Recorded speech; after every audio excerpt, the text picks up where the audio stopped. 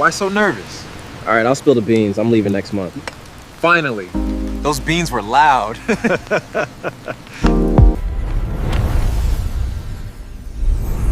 అందరికీ నమస్కారం. MNB English లెసన్స్లో 29వ రోజు క్లాస్కి స్వాగతం.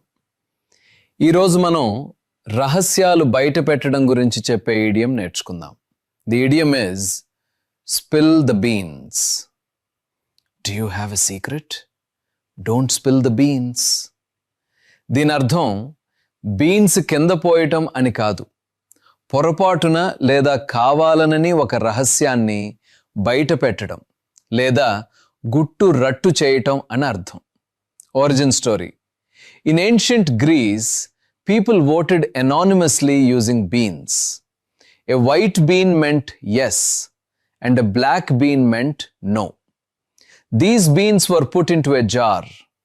If someone knocked the jar over and spilled the beans, the secret results were revealed too early. దీని వెనుక ఒక ఆసక్తికరమైన కథ ఉంది. ప్రాచీన గ్రీస్లో ప్రజలు ఓటింగ్ కోసం బీన్స్ వాడేవారు. తెలుపు బీన్ అంటే అవును అని, నలుపు బీన్ అంటే కాదు అని అర్థం. వాటిని ఒక కుండలో వేసేవారు. ఎవరైనా పొరపాటున ఆ కుండని తన్ని బీన్స్ కింద పడితే ఆ రహస్య ఫలితాలు ముందే అందరికీ తెలిసిపోయేవి. Let's look at 3 examples. Example 1. He spilled the beans about the surprise party. అంటే అతను సర్ప్రైజ్ పార్టీ గురించి రహస్యాన్ని ముందే బయట పెట్టేశాడు. Example 2. Don't trust him with secrets. He always spills the beans. దీని అర్థం అతనితో రహస్యాలు చెప్పకు, అతను ఎప్పుడూ గుట్టు రట్టు చేస్తాడు. Example 3. The police made the thief spill the beans about the robbery.